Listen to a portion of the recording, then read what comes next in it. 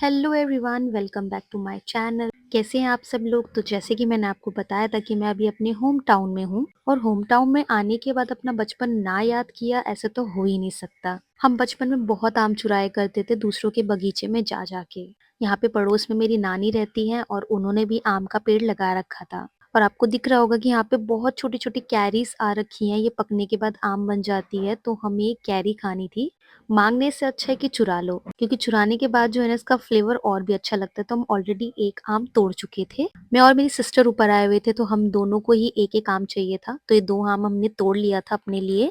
मेरे साथ लाडो भी थी, तो उसके हिस्से का भी आम चाहिए था। तो अभी तो फिलहाल हमारे पास सिर्फ दो था और हम चले गए तीसरा कैरी तोड़ने के लिए। तो तीसरी कैरी जो है काफी ऊपर थी, नीचे की जो जितनी भी कैरियां हैं वो पहले से ही सब लोगों ने तोड़ ली थी। हमें सिर्फ एक चाहिए थी जैसे तैसे, और उस एक के लिए हमें बहुत मेहनत भी करनी पड़ी। हमारी पहुंच से वो कैरी काफी ज्यादा दूर थी। दिख तो बहुत सारी रही थी, लाइक पूरे पेड़ पे ही भरी हुई थी, बट हमारी पहुंच से काफी दूर हो गई थी। तो हमने थोड़ा प्लान किया कि उसे कैसे तोड़ा जाए। काफी जुगाड़ लगाया, धागे यूज किए, रस्सी यूज किए, न जाने क्या क्या यूज किया। अभी आप देख सकते हो कि मैं एक रस्सी बांध रही हूँ लकड़ी में, ताकि हमारा हाथ नहीं पहुंच रहा तो कम से कम ये लकड़ी तो पहुंच जाए। तो हम चले गए अपनी तीसरी कैरी तोड़ने के लिए।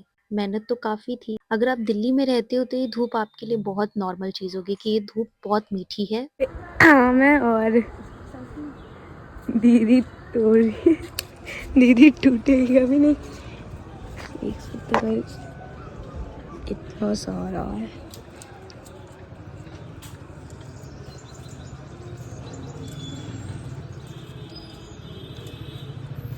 तो हमारी तीसरी कैरी जो थी वो टूटने की जगह नीचे गिर गई। और जो दो कैरी थी हमने उसे ले जाके पहले हिमांशु को खिलाई, क्योंकि हिमांशु के लिए बिल्कुल नया नया एक्सपीरियंस था। वो सेकंड टाइम मेरे गांव में आए और उन्होंने ऐसी चीजें कभी एक्सपीरियंस नहीं किया, तो मैं उन्हें ऐसी चीजें एक्सपीरियंस करवा रही हूँ। उनको बहुत ज्यादा खट्टा लगा था ये। तो ये आधा कच्ची कैरी है, आधा हमने हिमांशु को खिला दिया था। अब हम टेस्ट करके देखते कैसा है। लाडो खा के देखो पहले कैसा है। आप पहले खा के देखिए ना। मुझे तो काले नमक के साथ पसंद है, तुम बताओ। बहुत टेस्टी टेस्टी है, खट्टा खट्टा।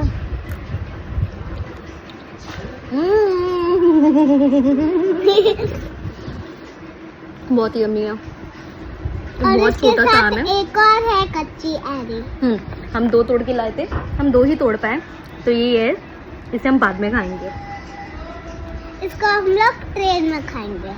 और ये अभी हम खा सोजीना का पेड़। हमारे यहाँ पे इसे सोजीना कहा जाता है और दिल्ली में इसे बोला जाता है सिंगरी।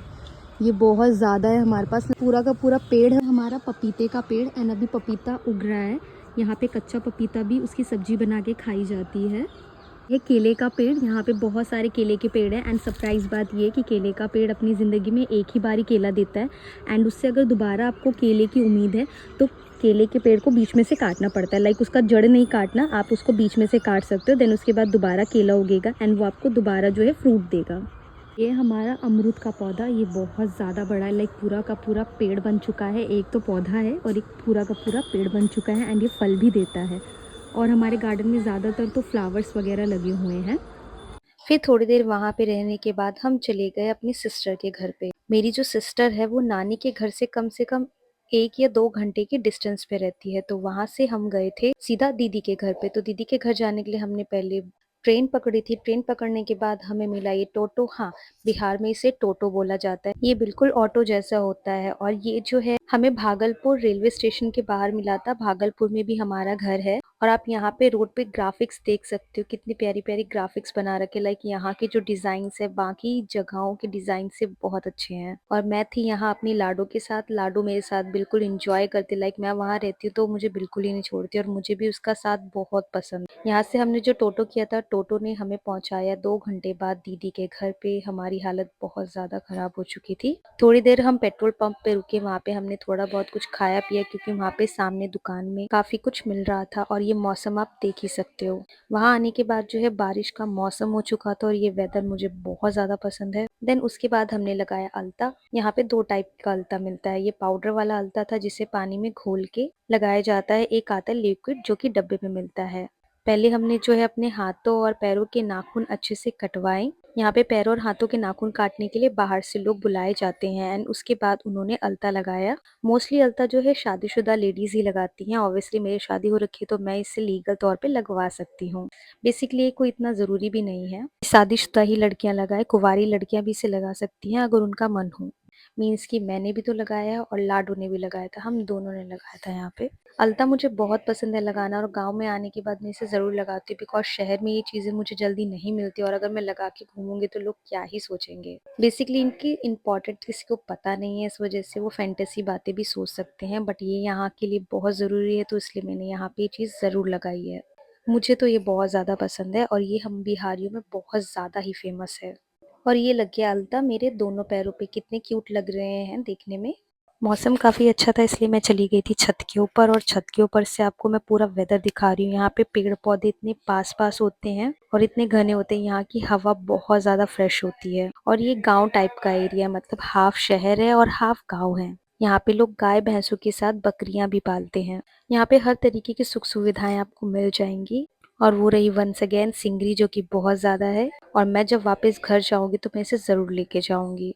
यहाँ की जो सड़कें हैं, रास्ते हैं, बहुत ज़्यादा ही साफ़ सुथरे हैं और दिल्ली में ऐसी बहुत ही कम जगहें हैं जहाँ पे आपको रोड वगैरह, गली, ये सारी जगह साफ़ सुथरी मिलेगी। गांव में तो हर कोई साफ सफाई रखता है, यहाँ पे कभी आपको कूड़ा कचरा नहीं मिलेगा। और ये रहा नींबू, ये नींबू का पेड़ है और अभी नींबू यहाँ पे कच्चे हैं और ये अभी तक पके नहीं हैं। और आप साइड में देख सकते हैं कि लोगों ने गाय के ओपले लगा रखे हैं। लोग आज भी जो है ओपलों को चूल्हे में जला के उसके ऊपर खाना बनाते हैं। हालांकि गैस की सुविधा हर घर में है लेकिन चूल्हे पे जो खाना बनाया जाता है उसका स्वाद कुछ अलग ही होता है। तो जो लोग हैं आज भी अपने घरों में गाय पालते हैं, उससे दो बेनिफिट होते हैं। एक तो वो दूध भी उन्हें देती है और दूसरा गाय के ओपले भी उन्हें मिल जाते हैं जिससे वो चूल्हा जला सकते हैं। तो अभी हम जिस जगह पे खड़े हैं यहाँ से हम बासुकीनाथ भी जा सकते हैं जो कि एक ज्योतिर्लिंग है। और यहाँ का रास्ता जो है मंदार पर्वत की ओर भी जाता है। हाँ, ये वही पर्वत है जिससे समुद्र मंथन हुआ था और ये पर्वत आज भी बिहार के क्षेत्र में स्थित है।